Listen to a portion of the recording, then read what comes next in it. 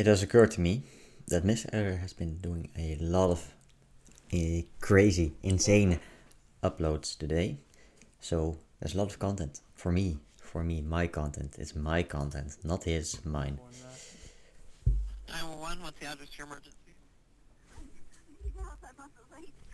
I'm sorry, I can't understand you. What's the address? I'm on the lake, but I don't know where. My husband he had a stroke and he fell over. Are you out in a boat? Yeah. Is he awake? No, Okay. water. He's in the Oh, water? whoa. He's gone. I've been looking Oh man, he's dead. At some point before this 911 call, Wait. a tragic accident occurred.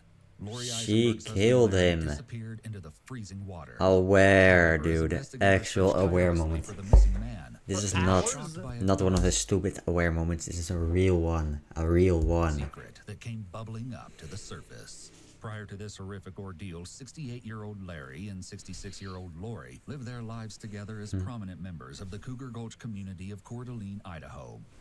Larry and Lori each had several children from previous relationships, and those close to the couple reported that they never argued and were always complimenting each other. This detail makes what happens next all the more heartbreaking.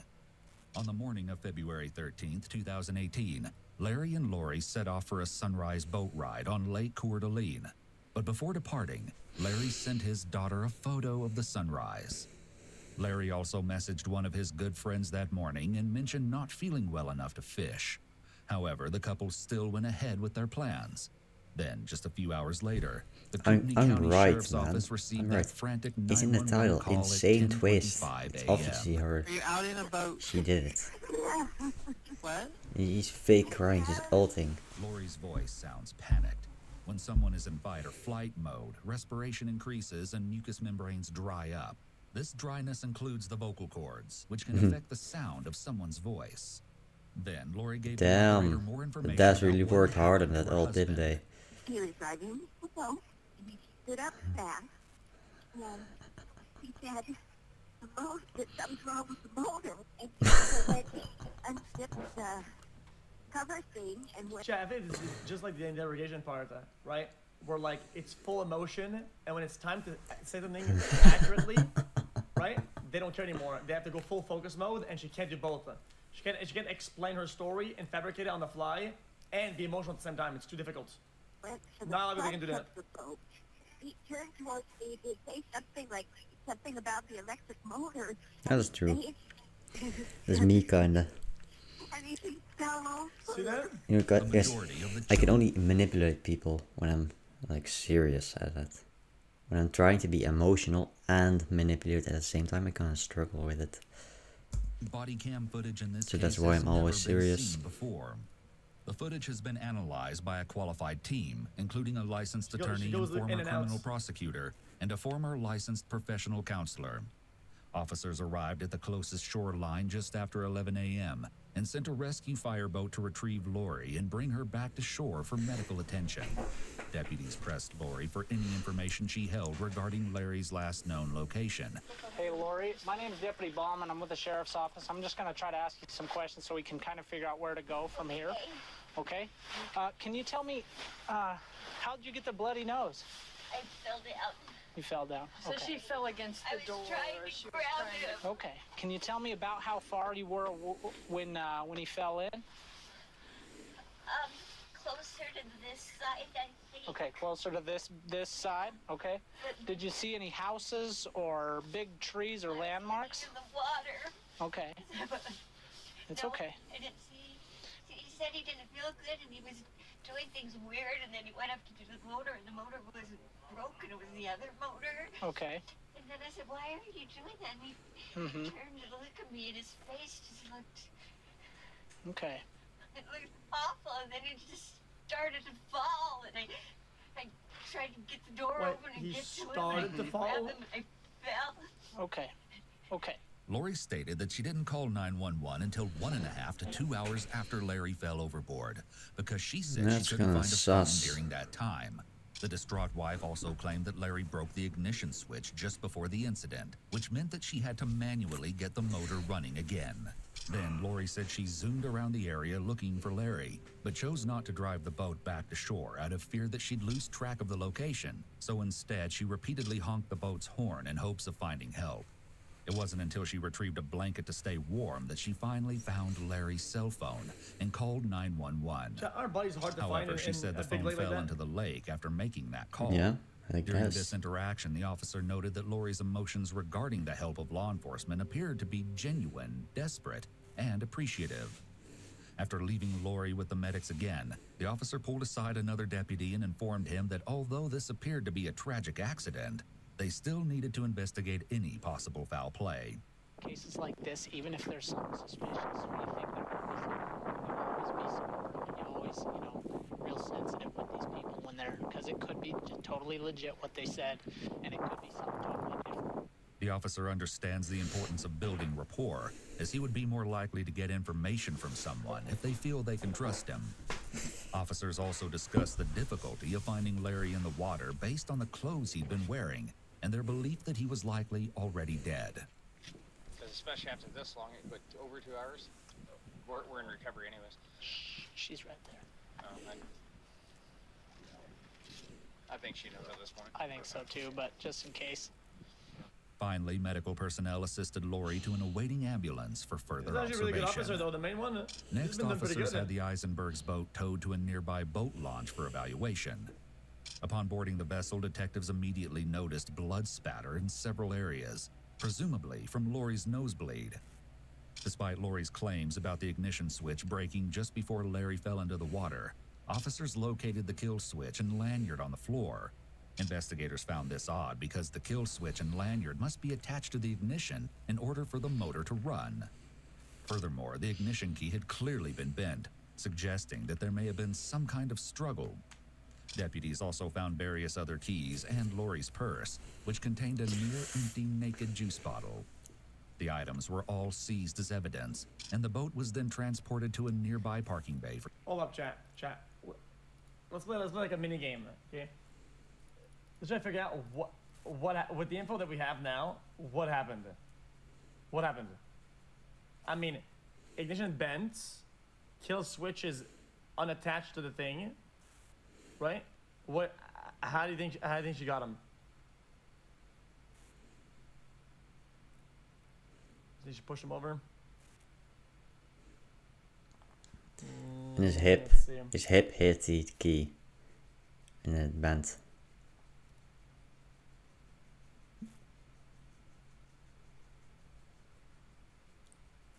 You know what I think she might have bonked him, and she didn't get him, right? And the dude went for the ignition, so the boat wouldn't crash. That's why it's bent, right? Because it probably forcibly tried to turn off the fucking vehicle, and it bent on the way and trying to save the boat. And then they fought, but he was already bonked, he was already weak, and while he was investing into fucking turning it off, he got bonked again, and he got even though he struggled because she's bleeding and shit, right? Bonked. She bonked him one time too hard, and he was done. That's my thoughts. You think she drugged him? Storage. Maybe. The truck that Larry and Lori had used to tow the boat was also examined. While they didn't find anything particularly out of the ordinary, one officer noted Lori's misplaced cell phone in addition to an unknown spilled liquid in the cup holder and a bottle of allergy medication with the active ingredient diphenhydramine in the center console. While this type of over-the-counter antihistamine is commonly used to treat allergies, fevers, and cold, it's also known to cause drowsiness. Now, stick a pin in that little detail because it will be very important later. Unfortunately, Lori's lack of accurate knowledge regarding Larry's last known location resulted in a vast search area. Therefore, it was decided that the rescue diver should be dismissed from the scene and a sonar team should be utilized instead. Search and rescue helicopters also flew back and forth over the expansive lake in hopes of spotting Larry, but to no avail. Later that same day, sonar rescue team spent 3.5 hours on the frigid lake searching for Larry until it was too dark to see. However, at this point, the effort was being treated as a recovery mission rather than rescue, as surviving in such harsh conditions would have been nearly impossible. Meanwhile, an officer met with Lori at the hospital where she'd been treated for the nosebleed in an effort to establish a more defined search area by showing her a map of the lake. What we're trying to gather is the best location that we can, as far as where you guys were, where you think, and it's Larry, right? Okay, Larry. Initially, Lori's left hand is relaxed and open on her leg. As the detective Another line mentions of the her police, husband's yeah, name, yeah, with the she police. clasps her hands, which could be an adapter behavior to help herself feel better. However, it wouldn't be abnormal for someone in a situation like this to feel stress, especially if they genuinely couldn't remember the exact location that their spouse fell into the water. Shut up. The deputy also asked Lori for more information regarding how Larry fell into the water. Bro, if I was a cop, bro, I would just fucking camp out in like a rich people's like neighborhood or whatever, and wait for people that speed to go to work and just fucking clap their cheeks hard. And what exactly I would hit my with the quota boat's every motor? fucking day, dude. I hit bonuses So and shit. let's fast forward up to the point where he starts having his medical issue. Kind of explain that part to me. He had said something about, I'm sort of waking up, and he said something about the resort. I think he said, there's the resort. And then he stood up, and he sort of... Guys, clap his cheeks. Clap his cheeks. He, sort of odd, the way he did it. When asked about the bent ignition key, Lori appeared confused, as though she was trying to come up with an explanation. Next, Lori explained how she initially... Bro, guys, this person, not only is she an evil person, she's also dog shit. She's terrible at lying. She just said it was always like this. attempted to search for her husband in the water, She but could've she still didn't simplified seem every to have lie. her story straight. So I was driving around, and then I realized I was turning around because I didn't Dude, remember then. I sort of the key in my stopped and bike said, has "Stop, been stop." bent for like 5 years. Thinking back on it now, I think I may have been. Like, it's turned so easy, around. dude. I was trying to think about this. It seems to me we were closer to the. I now know the east side where it's more trees and less houses, because there weren't a lot of houses. I don't think that there were a lot of houses right there, but they were sort of far away, and I wasn't looking far away. Sure. I have no idea how long because I didn't have my phone with me, and his phone is usually in his pocket, so I had assumed his phone was gone. And then How long did it feel? I mean, obviously, a minute can feel like a lifetime in those situations, but it could have been a half hour, 45 minutes. okay. When the detective asks how long it felt like, Lori rubs her hands on her legs and then clasps her hands. These are both adapter signs that indicate she's likely feeling stressed by this question.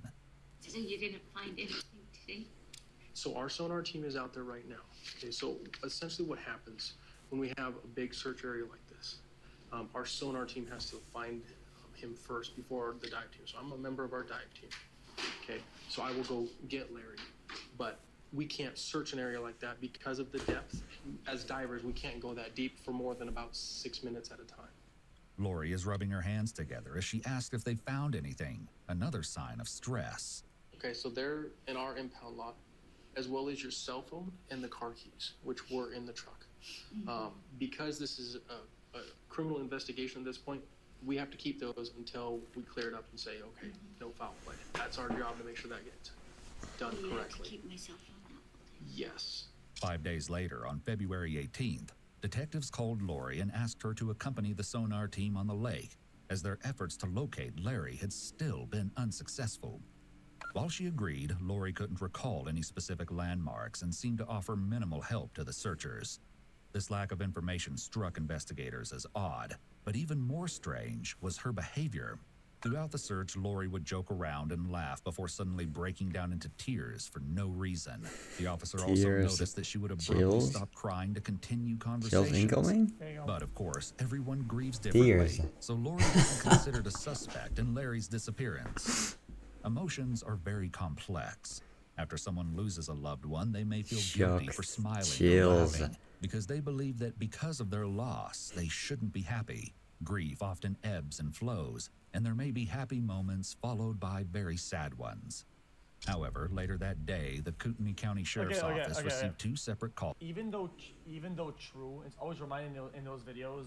Most of the time, when people actually have people that they lost and they didn't kill them, they come across like that. The mood is pretty telling. Most of the time, you can just kind of tell. Okay, I get it. Oh, from hindsight, but still, Calls it concerning matters. suspicious activity at Larry and Lori's residence, a remote cabin 20 minutes southwest of town, which they had once called Our Paradise. The callers, both neighbors of the Eisenbergs, said that Lori was acting out of character. She is and appeared to have family crazy. members helping move all their belongings out of the Just house, look at her, man. which Lori told them she planned to sell immediately. Furthermore, the neighbors reported unusual sounds coming from the home at night that they had never heard before Larry's disappearance. While nothing ever came of these supposed strange noises, the reports certainly piqued the interest of investigators. Then, on February 21st, a shocking revelation was made that sent the case in a whole new direction. The North Idaho Housing Coalition, where Lori had proudly worked for years, announced that she would no longer be employed due to possible fraudulent activity. As it turns out, the coalition accountant noticed some irregularities and ordered an internal audit, citing the initial theft value to be around $500,000. This news came as a major shock to those who knew Lori because she had no prior criminal record, and according to law enforcement, seemed like the most normal person you could encounter. Sensing that something wasn't quite right, Larry... Oh, guys, a body in the lake? Yeah, we'll go check it out. We'll send a diver next week. We'll check it out, sure, no problem, dude. Wait, missing money that could go to taxpayers? Wait, hold up. Wait, possible fraud? IRS? Guys, hey, we're coming in, boys. These children Holy requested to shit, speak dude. with investigators about their concerns. Tax fraud? Guys, he's mad that they're taking his money from taxes. He's mad he's losing thousands every day. Or every week, I guess. Then, Larry's son described Lori's strange behavior in the past few days since his father's disappearance. The second or third sentence out of her mouth today when I saw her for the first time coming over to help was how we're going to start divvying everything up, and it's just, and I'm gone. Maybe it's just my grief, because I've never dealt with grief, but it literally just doesn't feel right. It's important to trust your intuition and gut feelings. It's possible that Larry's son has picked up on some subtle body language cues from Lori that are sending alarm bells ringing in his own head. He's likely spent a decent amount of time with Lori prior to this incident, so he has a good idea of what her typical or baseline behavior is. He may recognize that she's acting different from her baseline, and he may suspect that her altered behavior isn't just a result of grief. Well, and I can tell you what she Ding, ding, ding, ding, ding, ding, ding. Makes some of it make sense.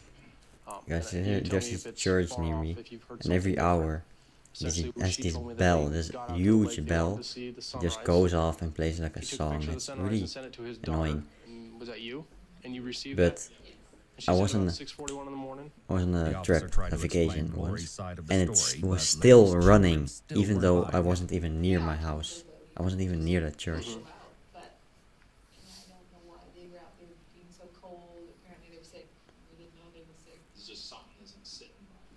Next, the detective explained how the sonar teams were working to find Larry. As far as the search goes, they'll check the high probability area, and then if that yields no results after a while, because they'll make passes this way, then they make passes this way, then they do diagonal passes, because if you imagine the way a sonar is, it's like shining a flashlight, and they're looking for shadows that would reflect a person. At the end of their conversation, the detective reaffirmed his theory that Lori had nothing to do with Larry's so true, disappearance. Actually. In my personal opinion, it's not serious enough to where I would think that some sort of homicide would occur from it. And again, that is a personal opinion. That is not a professional statement of the sheriff's office. After Larry's family had left, the detective summarized their conversation with another officer. I went and spoke with the wife yesterday. Because after seeing the stuff in the boat, and they're like, yeah, guys, and then he's also being sensible. These are still the children of the person. And what if the dude said some shit that's weird and ended up being wrong, man? It's kind of lame to be like the child and hear that shit. With her? That's what I'm thinking. And well, when you looked at the boat, it was weird. I mean, with the blood, no fishing gear, the key was bent, almost looked like a struggle, and you're like, there's just too much to go. Nah. But I just said, hey, explain it to me. She answered every question without me asking the question. She answered my questions. Still, the next day, a search warrant was issued for the Eisenberg home relating to Lori's fraud accusations. The search of Larry and Lori's home revealed several disturbing pieces of evidence, including black latex gloves and paper towels with what appeared to be dried blood on them, 308 a Ziploc bag containing an unknown white powder, and more suspected dried blood on a concrete floor outside the residence.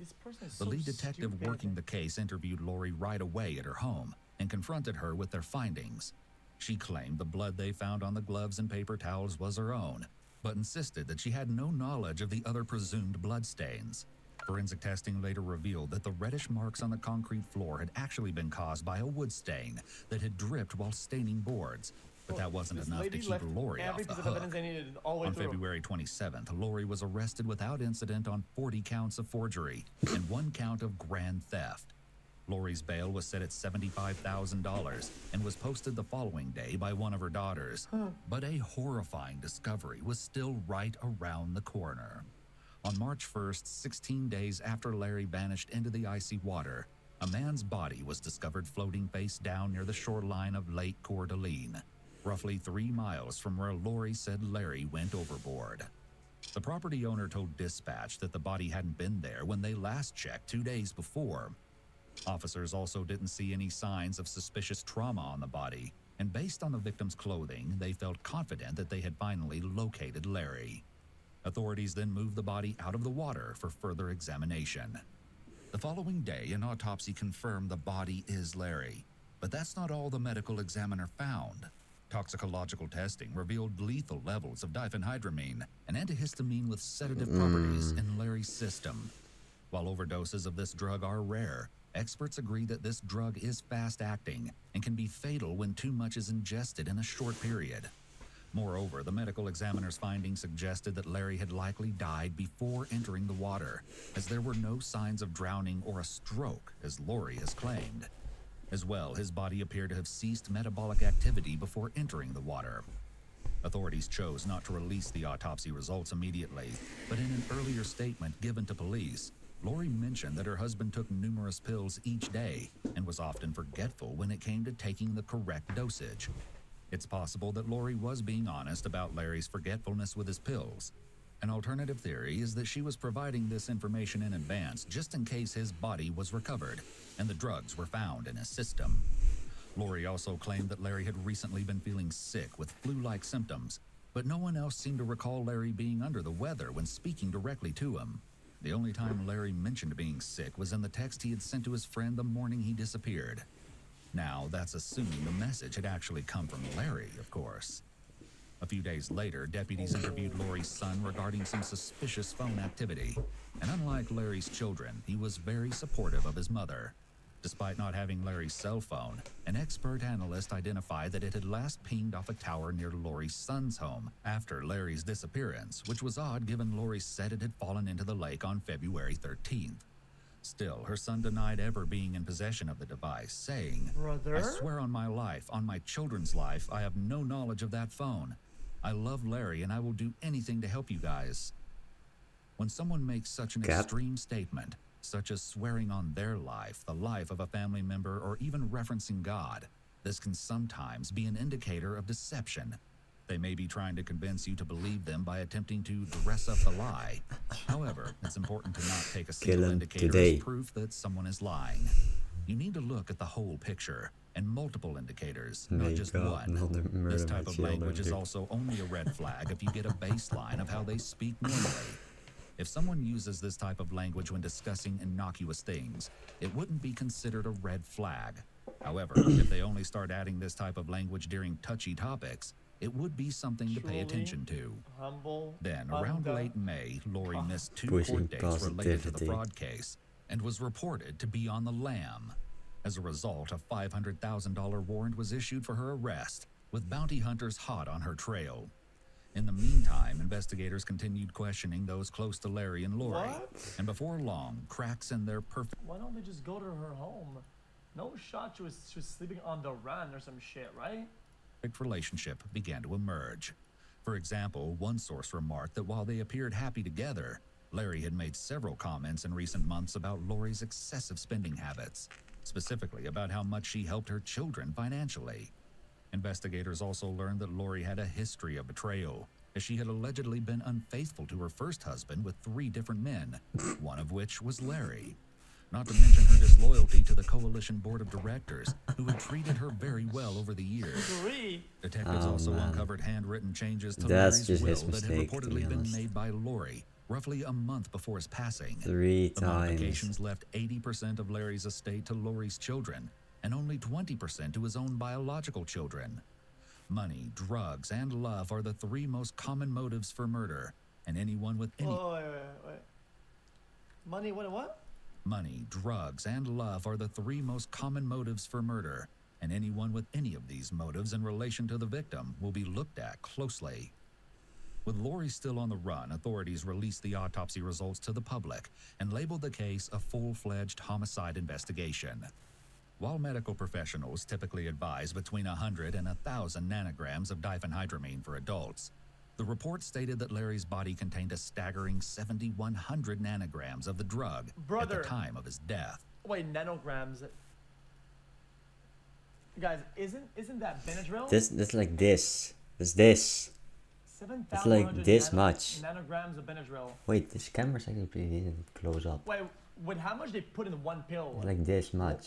Like this Isn't that much. so much? If you were to mix that in a drink, it's Yeah, it's so like much thi- fucking it's powder like this you would much. actually kind of taste it. Authorities even This interviewed much, Larry's if it doctor was, to see if they iron. had noticed any signs a of an imminent fuck-ass stroke ton. or other medical anomalies. Still, they reported he was the healthiest he'd been in his adult life. The doctor also commented that diphenhydramine would not have been prescribed or suggested to Larry, given his age. Based on all the evidence gathered, investigators theorized that Lori had sent Larry's daughter the text message that Maybe in a- morning in a- before in a poisoning coffee. Larry by mixing the drug in the bottle of naked juice found aboard the boat, although that assumption has not been publicly verified. Then, after succumbing to the effect of the diphenhydramine toxicity, he fell overboard just offshore from his recovery site. They also believed that Lori intentionally used the trolling motor to drive the boat away from that location why is before she- calling 911. So why is she bleeding then? The remaining question was, why? Neither possessed life insurance, so that was ruled out as a motive. However, detectives learned that if Larry died, Lori would become the benefactor of their estate, thus allowing her to pay the restitution required for her criminal theft. They also discerned from speaking with friends and family that at the time of his death, Larry didn't know what Lori had been doing at the North Idaho Housing Coalition. Wait, that's ridiculous. Wait, so she double dipped her crime. She thought even if she goes to jail and he dies out of jail, she can pay restitution, right? As like or if she kills him and she does a crime, she pay for it straight up. There's like a two-way And outfit. that he would have been very upset upon finding out about her criminal behavior. This Her person is alleged insane. motive of financial gain was potentially Pull up. confirmed when a source close to the family, believed to be one of Lori's children, told investigators that when they asked her why she had stolen the money from the North Idaho Housing Coalition, she stated, "I did it for you guys because I'm trying to help you guys out. What am I supposed to do when my daughters need help and are crying? I did it for you guys." Well, she Here, thinks she's Lori Breaking is Bad refusing to fucking take Well, that's responsibility for just- her own actions. And She's blaming not her children. Walter White, It's dude. possible that she felt judgment from her Not kids about Walter what she White. did, so she attempted to manipulate them into feeling grateful by claiming that she only took it for them. Finally, in July, after 2 months on Jesus the run, Christ, lady. Lori turned herself into the Kootenai County Sheriff's Office. It's believed she'd been staying with family in California during this time. Of course, investigators were eager to speak with Lori regarding the suspected murder of her husband, but they had to wait until the fraud case Like was in settled in California. court. 6 months later, Lori entered a guilty plea to 3 counts of wire fraud and 1 count of federal program theft. She was sentenced to 5 years in federal prison.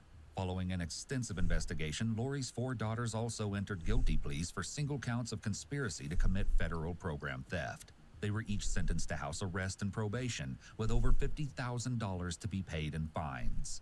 Following her sentencing, Lori was interviewed about Larry's suspicious death, and detectives started by giving her a rundown of the story they had so far.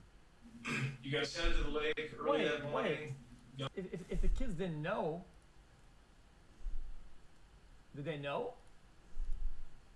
Out on the boat They knew. as Louis had a stroke and been filmed in the water. Is that fairly accurate? They as far as the knew, question is? motherfucker. I don't think I thought he had a stroke. I didn't know what was wrong. There is a significant delay in Lori responding to the detective's question. Behavioral pauses can be indicators of deception, but it does depend on the context of the question. Some questions require thought, while other questions should lead to a fairly quick response. Lori has likely talked about what happened that day multiple times by this point, so if her story was true, this should have been a fairly easy question to answer. Then detectives got right down to the hard questions. So the end result is, quite frankly, did you kill Larry or didn't you kill Larry? And that's what we got to dial the facts in to support one way or the other. Prior to the detective asking if she killed Larry, Lori's body was still. However, as soon as he mentioned the possibility that she was involved in Larry's death, She's tapping, her foot dude. started tapping, which is likely Yep. an anchor point movement. That's signaling proof. her anxiety. That When is someone just sitting in a proof. chair, their body She is killed him. anchored to the floor She killed in him. 3 areas. She tapped the foot. She buttocks, killed him. back, and feet. She did it. If there's movement in any of these areas after a question She is tapped the asked, foot. That's it could deception. indicate that the person is feeling She killed him. stressed. They also asked her directly about the results of Larry's autopsy. So then we come to the part where Larry is autopsied and they do toxicology on him. And there is a large quantity of diphenhydramine, aka Benadryl, aka really wouldn't be a cough medicine. It's pretty much a Benadryl situation. Any ideas? Despite her denial of any involvement in her husband's death, detectives continue to press her about other Benadryl. incriminating pieces of evidence. There's a lot of things within your phone records. There's a lot of things within your Facebook records. You've got searches about depth charts. Can you explain that? I think if you're going to start asking me questions like that, I should have begged you. After shutting down the interview, Lori expressed confusion over the information being spread by local newspapers. If you Because I don't, you say things, I don't even know what you're talking about. I don't know.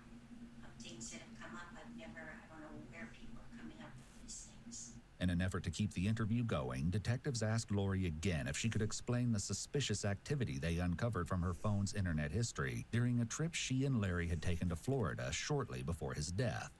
you're researching drowning articles and boating accidents and so forth, and then on the 28th you had left to go south.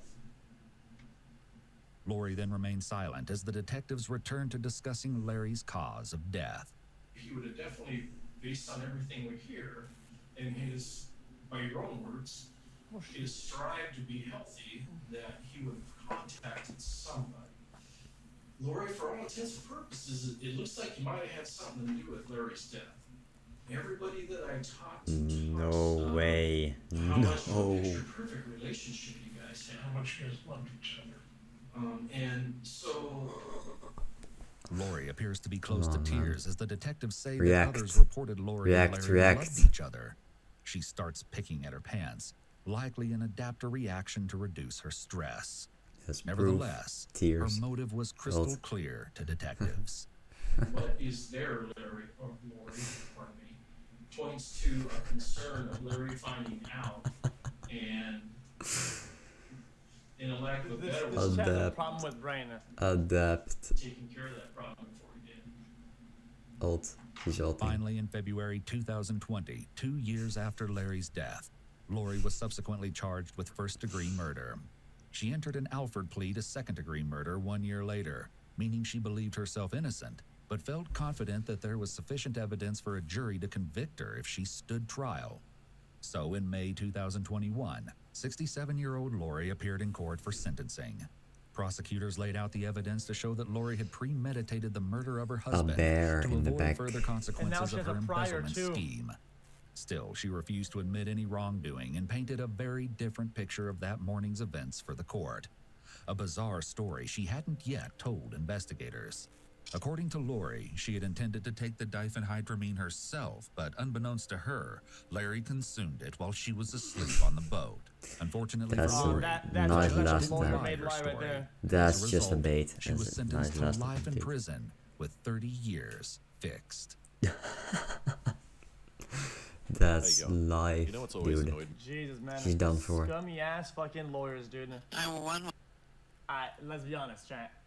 The lawyers It's all good, definitely man. work with it to make that story up. Let's keep it a buck. I mean, if it's not one lawyer to another, chat, I wonder what are the ethics of that. So what are the ethics of that very fact? Like lawyers who take cases on and will fabricate a lie about like somebody's actual murder and shit. It's all good, man. That's not funny, dude.